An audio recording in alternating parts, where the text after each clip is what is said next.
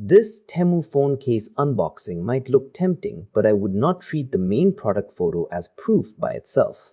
The search intent is simple. People want to know if this is worth buying or a cheap mistake. For this other item, I would check three things before buying. First, whether the listing shows the real size and material. Second, whether buyer photos match the promise. And third, whether low-star reviews repeat the same complaint. The first red flag is that the main image is not enough. But if the listing only has polished images and vague claims, I would wait or compare it against an Amazon listing with clearer reviews. My verdict is only if the price is genuinely cheap enough to justify the risk.